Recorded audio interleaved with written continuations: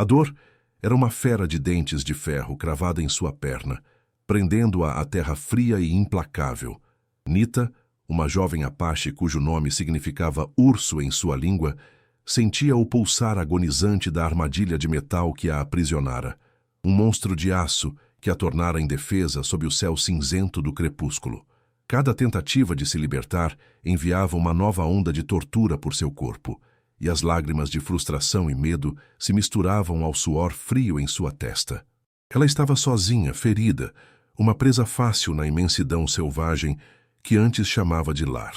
O que ela não sabia era que seu captor acidental, o homem que havia montado aquela armadilha cruel, estava prestes a aparecer, e que o destino tinha um plano surpreendente e irônico para ambos. A vida, com suas reviravoltas cruéis, estava prestes a unir duas almas despedaçadas da maneira mais brutal possível. O som de passos pesados quebrando galhos secos fez seu coração disparar como um tambor de guerra. Ela se encolheu, tentando se tornar invisível, rezando aos espíritos de seus ancestrais para que qualquer criatura que se aproximasse não a visse. Mas não era um animal. Era um homem alto, de ombros largos, com uma barba espessa que escondia parte de seu rosto e olhos que pareciam carregar o peso de 1000 invernos. Ele parou abruptamente quando a viu, seu olhar fixo na armadilha e na perna ensanguentada dela. O homem era Elias Faulkner, um ex-soldado que havia fugido da civilização para viver em reclusão, assombrado pelos fantasmas da guerra que travou contra o povo dela. Mal sabia ele que, ao tentar capturar um urso, ele havia prendido uma alma humana cuja dor espelhava a sua própria de maneiras que ele jamais poderia imaginar. Nita tremeu, não apenas de dor, mas de puro terror. Aquele homem era o inimigo. Seu rosto, suas roupas, a maneira como ele se movia, tudo gritava perigo. Ela viu o rifle que ele carregava casualmente em seu ombro e esperou pelo fim. Ela esperava que ele a visse não como uma pessoa, mas como um problema a ser eliminado. Um selvagem a ser descartado. Em seus olhos, ela se preparou para ver o mesmo ódio que viu nos soldados que destruíram sua aldeia e tiraram sua família. Mas o karma, que tece os fios do destino de formas misteriosas, estava apenas começando seu trabalho. Aquele encontro não era um acaso. Era uma colisão de mundos, uma provação que forçaria ambos a confrontar as verdades mais sombrias de seus passados. Logo o mundo descobriria o segredo terrível que os unia, um segredo forjado em fogo, sangue e uma traição imperdoável. A injustiça da situação era avassaladora. Nita, que só buscava sobreviver e honrar a memória de seu povo, estava agora à mercê de um homem que representava tudo o que ela odiava e temia. Sua perna era uma massa de dor e sangue, e a fria indiferença da floresta parecia zombar de seu sofrimento. A cada minuto que passava, sua esperança diminuía, substituída por um desespero gelado. Ela pensou em sua mãe, em seu pai, nos anciãos que contavam histórias sobre a resiliência do povo Apache. Onde estava essa resiliência agora? Parecia ter se esvaído, deixando apenas uma jovem assustada, esperando a morte nas mãos de um estranho. Você consegue imaginar a dor daquela jovem, vendo seu captor se aproximar, sem saber se ele era um anjo da morte ou um improvável salvador? Elias se aproximou lentamente, seu rosto uma máscara indecifrável. Ele não disse uma palavra, apenas se ajoelhou e examinou a armadilha com uma expressão sombria. Para Nita, seu silêncio era mais aterrorizante do que qualquer grito. Cada segundo se estendia por uma eternidade enquanto ela o observava. Ele depositou o rifle no chão, um gesto que poderia ser de paz ou de conveniência antes do golpe final. Suas mãos grandes e calejadas, mãos que certamente haviam empunhado armas e tirado vidas, agora pairavam sobre o mecanismo de metal que a aprisionava. Ela fechou os olhos, uma lágrima solitária escapando e traçando um caminho sujo em sua bochecha. Se ao menos ela pudesse ter visto a batalha que se travava dentro da alma daquele homem. Uma batalha entre o soldado que ele foi e o homem que desesperadamente queria se tornar. Ele trabalhou com uma eficiência focada, usando um galho grosso como alavanca para forçar a abertura das mandíbulas de aço. O som do metal rangendo foi seguido por um grito abafado de Nita quando a pressão foi liberada de sua perna ferida. A dor explodiu, branca e ofuscante, e ela quase desmaiou. Mas através da névoa de agonia, ela sentiu braços fortes a envolvendo, levantando-a do chão com uma gentileza que a chocou. Elias a segurou como se ela fosse feita de vidro, seu toque surpreendentemente cuidadoso. O que aquele homem rude não mostrava era que, em seus pesadelos, ele ainda ouvia os gritos daqueles que havia ferido, e a visão do sofrimento dela era como sal em suas próprias feridas invisíveis. Ele não a via como uma inimiga. Ele a via como mais uma vítima do mundo brutal do qual ele tentara escapar. A jornada até sua cabana foi um borrão de dor para Nita. Ela se sentia febril, e a cada passo que Elias dava, sua perna parecia pegar fogo. Ele nunca falou e seu silêncio era uma parede impenetrável. Ela não sabia se ele a estava levando para um cativeiro, para vendê-la ou para algo pior. O medo era um veneno que se espalhava por suas veias, tão potente quanto a infecção que ela sentia começar em sua ferida. A cabana era rústica e isolada, um esconderijo perfeito para um homem que não queria ser encontrado. Ele a deitou em uma cama improvisada perto da lareira. A pele de urso sob ela áspera contra sua pele. O lugar cheirava a fumaça de lenha, pinho e solidão. O sofrimento dela só aumentou. Elias trouxe água quente, panos e algumas ervas de cheiro forte. Nita recuou quando ele se aproximou de sua perna, seu instinto de sobrevivência gritando para que ela lutasse, para que fugisse. Mas para onde ela poderia ir? Ele a segurou com firmeza, mas não com brutalidade, e começou a limpar a ferida horrível. A dor era tão intensa que a escuridão tomou conta das bordas de sua visão. Ela mordeu o lábio para não gritar, o sangue enchendo sua boca com um gosto metálico. As lágrimas rolavam livremente por seu rosto agora. Mas não eram apenas lágrimas de dor física. Eram lágrimas pela perda de sua liberdade, pela crueldade de seu destino e pela humilhação de ser cuidada por um homem que ela deveria odiar. A vida a faria pagar por cada lágrima, mas de uma forma que ela nunca esperou, pois cada lágrima estava regando uma semente de conexão que floresceria em meio à desolação. Enquanto isso, longe dali, nos postos avançados e cidades fronteiriças, um nome era sussurrado com uma mistura de medo e respeito relutante: Silas Cain.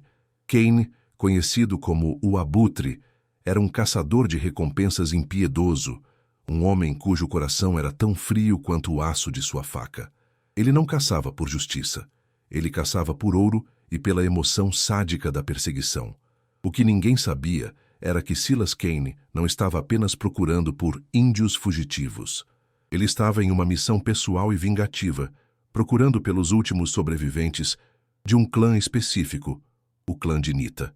Ele tinha uma dívida a acertar, uma obsessão que o consumia, e o destino, em sua teia complexa, estava lentamente puxando os fios que conectavam Silas, Elias e Nita em uma inevitável e violenta confrontação.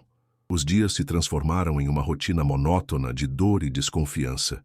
Elias cuidava da ferida de Nita, trazia-lhe comida, ensopado de coelho, pão duro, e mantinha o fogo aceso. Ele raramente falava, e quando o fazia, sua voz era um murmúrio grave, quase um grunhido. Nita permanecia em silêncio, observando cada movimento dele com olhos de falcão. Ela tentou várias vezes se levantar, testar sua perna, planejando uma fuga, mas a fraqueza sempre a vencia. Ela se sentia como um pássaro com uma asa quebrada, preso em uma gaiola feita de uma gentileza que ela não conseguia entender e, portanto, não podia confiar. Era essa gentileza a pior das torturas? Uma isca para baixar a guarda antes do golpe final? Pessoas como ele realmente existiam, capazes de tamanha contradição? A injustiça de sua situação era agravada pelos pesadelos que a assaltavam todas as noites. Ela revivia o ataque à sua aldeia, o cheiro de fumaça, os gritos, o brilho do aço à luz do fogo. Ela via os rostos dos soldados, distorcidos pela fúria e pelo ódio, e em seus pesadelos, o rosto de Elias às vezes se sobrepunha a esses rostos, e ela acordava com um grito preso na garganta, o coração batendo descontroladamente. Durante o dia, ele era seu cuidador silencioso. À noite, em seus sonhos, ele era seu algoz. A confusão a estava deixando louca. Se ao menos ela soubesse que do outro lado da pequena cabana, Elias também estava acordado. assombrado por pesadelos semelhantes, mas da perspectiva do agressor. Ele também revivia o ataque, mas com a culpa de um homem que seguia ordens nas quais nunca acreditou. A crueldade do mundo exterior não tardou a se manifestar. Em uma de suas raras viagens à cidade mais próxima para obter suprimentos, Elias ouviu os rumores. Falavam de um massacre, de um ataque punitivo a uma aldeia indígena, e falavam de Silas Kane, que estava na área, oferecendo ouro por informações sobre quaisquer sobreviventes. O coração de Elias gelou. Ele conhecia Kane. Conhecia-o muito bem. O nome trouxe de volta memórias que ele havia tentado enterrar sob anos de solidão e silêncio. A brutalidade de Kane, seu desprezo pela vida, sua sede de violência. Elias sabia que se Kane encontrasse Nita, sua morte seria a menor de suas preocupações. A urgência de protegê-la, de repente, se tornou feroz, um instinto protetor que o surpreendeu. Ele não estava mais apenas cuidando de uma prisioneira acidental. Ele estava protegendo uma vida da escuridão que ele próprio havia servido. A desconfiança de Nita começou a ser corroída por pequenas inconsistências, pequenas pistas de que o homem diante dela não era o monstro que ela imaginava. Ela começou a notar os detalhes, as linhas de dor gravadas em seu rosto quando ele pensava que ela não estava olhando. A maneira como ele remendou seu mocassim rasgado com uma habilidade surpreendente, deixando-o ao lado de sua cama, sem dizer uma palavra. Uma noite uma febre a consumiu e ela delirou chamando por sua mãe em sua língua nativa. Ela se lembrava vagamente de um pano frio em sua testa, de uma mão segurando a sua, e de uma voz grave murmurando palavras de conforto em um tom quebrado, como se o ato de consolar fosse estranho para ele. Eram esses momentos que plantavam sementes de dúvida em seu coração. A verdade oculta sobre Elias começou a emergir em fragmentos. Uma tarde, enquanto ele estava fora, a curiosidade de Nita a levou a explorar o pequeno baú de madeira que ele mantinha aos pés de sua cama. Suas mãos tremiam enquanto ela o abria. Lá dentro, não havia troféus de guerra ou objetos de valor. Havia apenas um livro de desenhos desgastado. Ela o abriu e seu queixo caiu. As páginas estavam cheias de esboços a carvão de pássaros, árvores, paisagens montanhosas e rostos. Rostos de seu povo. Mas não eram caricaturas ou retratos de inimigos. Eram desenhos cheios de detalhes, de humanidade, de uma tristeza profunda. Ele não os via como selvagens. Ele os via como pessoas. Naquele momento, a imagem do soldado brutal começou a se quebrar, revelando algo muito mais complexo e doloroso por baixo. Um momento de quase descoberta ocorreu quando um caçador local, um velho chamado Jedediah, passou pela cabana de Elias. Jedediah era um dos poucos que sabia da existência do recluso e ocasionalmente trocava peles por suprimentos. Ele notou a tensão em Elias, a maneira como ele se postava protetoramente em frente à porta. Jedediah mencionou ter visto rastros estranhos nas proximidades e falou sobre o caçador de recompensas, Kane, que estava farejando a área como um lobo faminto. Ele está procurando por algo, ou alguém, e o diabo está em seus olhos, filho, advertiu o velho. Elias apenas assentiu, seu rosto uma pedra. A visita de Jedediah foi um lembrete de que seu pequeno santuário era frágil, que o mundo exterior e seus monstros estavam se aproximando. A ironia dramática se intensificou. Nita, agora capaz de mancar pela cabana, começou a se comunicar com Elias através de gestos e palavras quebradas. Ele aprendeu seu nome. Ela aprendeu o dele. A barreira entre eles estava se desintegrando lentamente, substituída por uma compreensão silenciosa, um reconhecimento de dor mútua. Ela até começou a ajudá-lo com pequenas tarefas, limpando e preparando ervas. O que Nita não sabia era que cada gesto de bondade dela era uma faca no coração de Elias, lembrando-o do povo que ele ajudou a destruir. O que Elias não sabia era que a crescente confiança de Nita nele a estava colocando em um perigo ainda maior, pois ela não tinha ideia da conexão sombria que ele compartilhava com o homem que a caçava. A evidência-chave que mudaria tudo foi descoberta por Nita por acidente. Uma noite, uma tempestade violenta atingiu as montanhas. O vento uivava como um espírito atormentado, e um raio atingiu um pinheiro perto da cabana, fazendo a pequena estrutura tremer. O impacto derrubou uma prateleira alta, espalhando seu conteúdo pelo chão. Entre os objetos caídos estava uma pequena caixa de metal. Elias correu para pegá-la, mas Nita foi mais rápida. Ela a abriu e encontrou medalhas militares e uma fotografia desbotada. A foto mostrava um grupo de soldados uniformizados, mais jovens, mais magros. No centro, com um sorriso cruel, estava um homem que ela reconheceria em qualquer lugar, mesmo em seus piores pesadelos, Silas Cain. E ao lado dele, com um olhar vazio e assombrado, estava um Elias muito mais jovem. Naquele momento, tudo mudou. O ar na cabana ficou pesado, carregado com o peso da verdade não dita.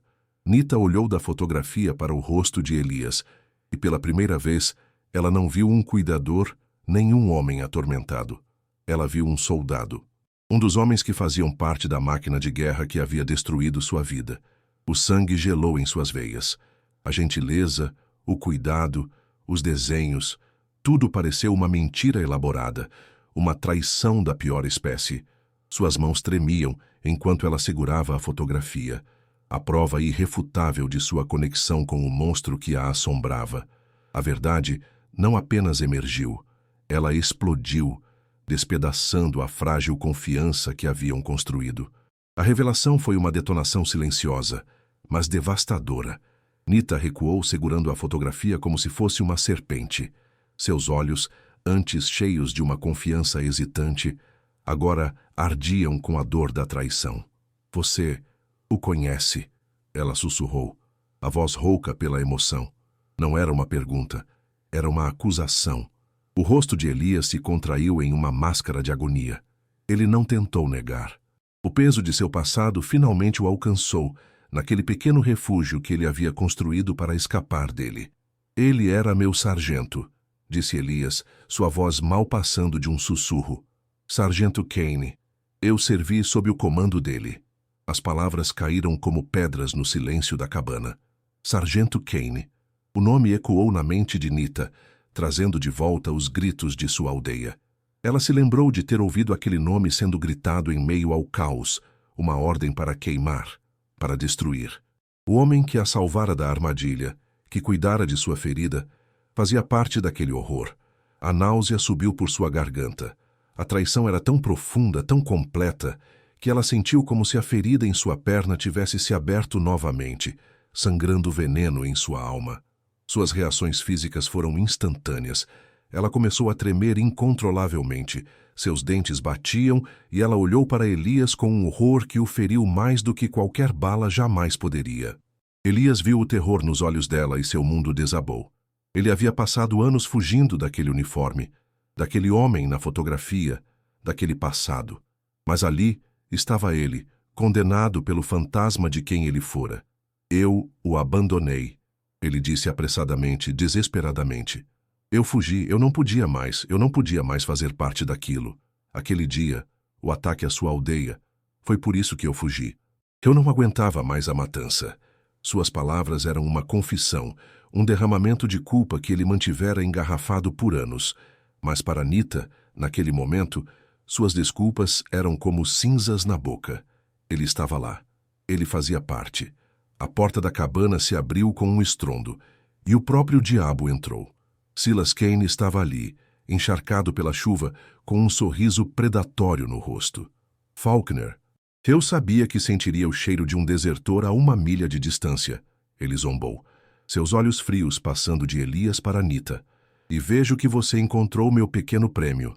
A inversão de papéis foi instantânea e brutal. Elias, o cuidador, tornou-se o ex-soldado confrontado por seu passado.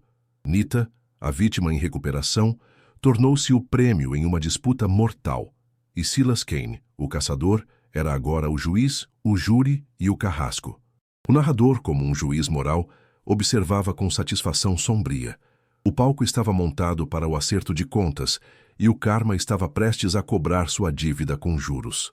Ela não é um prêmio, Cain. Ela é uma pessoa, disse Elias, colocando-se instintivamente entre Silas e Nita. A transformação em seu comportamento foi notável. O recluso atormentado havia desaparecido, substituído pelo soldado protetor que ele deveria ter sido o tempo todo. Silas riu, um som áspero e desagradável. Sempre o coração mole, não é, Faulkner? É por isso que você nunca foi um bom soldado. Você via pessoas. Eu vejo lucro e vingança. Foi então que ele revelou a verdade chocante de sua busca. Ele não estava atrás de uma recompensa do governo. O chefe da aldeia de Nita havia desafiado e humilhado Kane anos antes, e o massacre não foi um ato de guerra, foi um ato de vingança pessoal. Nita não era apenas uma sobrevivente. Ela era a filha do chefe, a última de sua linhagem. Kane não a queria para o ouro. Ele a queria para apagar o último vestígio de seu inimigo da face da terra. A revelação atingiu Nita com a força de um golpe físico. Sua busca não era aleatória, era pessoal.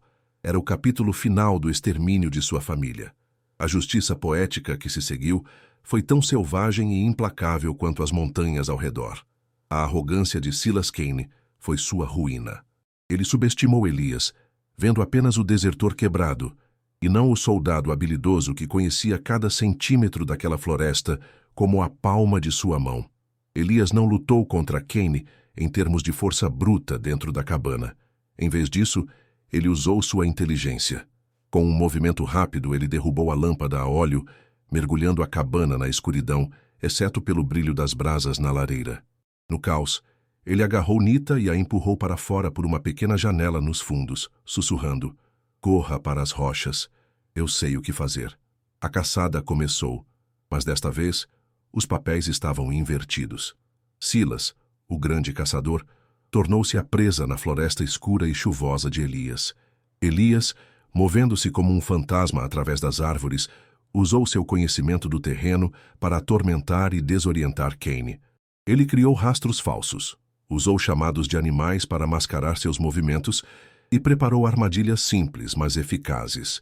Laços que prendiam os pés, galhos posicionados para balançar e atingir. Kane, enfurecido e frustrado, atirava descontroladamente na escuridão, sua munição diminuindo a cada tiro desperdiçado. O narrador se deleitava com a cena.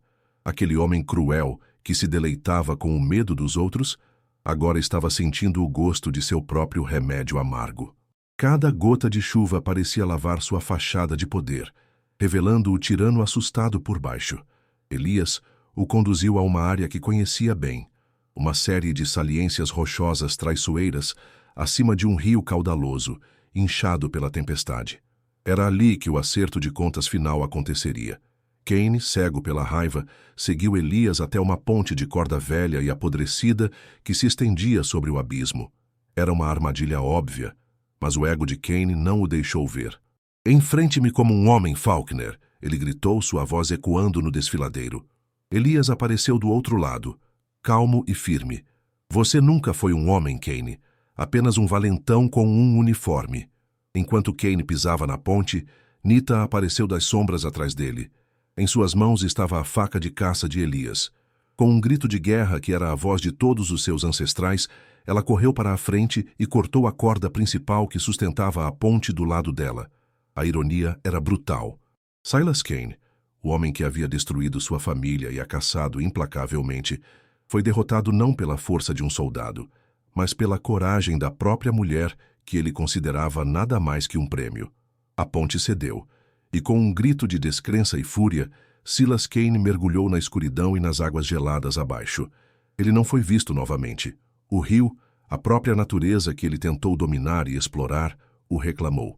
Sua reputação de invencibilidade foi destruída, e sua ganância o levou a uma sepultura anônima e aquática. A justiça havia sido servida, não por um tribunal de homens, mas pela lei implacável da natureza e do karma. O epílogo moral da história deles foi escrito não com palavras, mas com anos de paz e cura. O tempo saltou para a frente. 5 anos depois, a pequena cabana de Elias não era mais um esconderijo, mas um lar. Ele e Nita haviam construído uma vida juntos, longe das cicatrizes do mundo civilizado. Eles encontraram consolo e amor um no outro, duas metades quebradas que se tornaram inteiras. Eles aprenderam a língua um do outro, as histórias um do outro, e de sua união improvável uma nova esperança nasceu. Eles tiveram um filho, um menino com os olhos escuros e observadores de sua mãe e o espírito quieto e resiliente de seu pai. Ele era uma ponte entre dois mundos, um símbolo vivo de que o amor poderia florescer das cinzas do ódio. O antigo agressor, Elias, encontrou sua redenção não em uma batalha final, mas em uma vida de serviço silencioso. Ele se tornou um guardião daquela parte da floresta, ajudando viajantes perdidos e protegendo a terra. A ex-vítima, Nita, não era mais definida por seu sofrimento. Ela se tornou uma líder e professora para seu filho, transmitindo as tradições e a sabedoria de seu povo, garantindo que sua cultura não morresse com a vingança de um homem mau. Juntos, eles eram um testemunho do poder da compaixão sobre a crueldade. A queda de Silas Cain tornou-se uma lenda local, um conto de advertência sobre um caçador ganancioso que foi engolido pelas montanhas, seu nome um sussurro para assustar aqueles cujos corações estavam cheios de ganância. Sua queda foi permanente, seu legado reduzido a nada mais que um eco fantasmagórico. Esta história nos lembra de uma lição poderosa e atemporal, que as feridas mais profundas podem ser curadas, não pela vingança, mas pela compreensão. Ela nos ensina que, sob os uniformes que usamos e os rótulos que nos são impostos, somos todos apenas seres humanos, capazes tanto de grande crueldade quanto de amor ilimitado. O ciclo de violência é poderoso, mas um único ato de bondade, uma única escolha de ver a humanidade em um inimigo, pode quebrá-lo para sempre. Nunca julgue um livro pela capa, pois o homem que parece um monstro pode carregar o coração de um salvador, e a vítima que parece fraca pode possuir a força de uma nação. Que esta narrativa sirva de aviso a todos que ouvem. Aqueles que semeiam o ódio e a ganância, como Silas Cain, inevitavelmente colherão a destruição. O karma nunca esquece um rosto ou uma dívida. Ele pode demorar, pode seguir caminhos tortuosos e inesperados, mas no final, ele sempre encontra seu alvo. E para aqueles que, como Elias e Nita, encontram a coragem de escolher a compaixão em face do ódio, a vida oferece a maior recompensa de todas: a paz. Pense nisso da próxima vez que encontrar um estranho. Você não conhece as batalhas que eles travaram ou as armadilhas invisíveis que podem estar prendendo suas almas.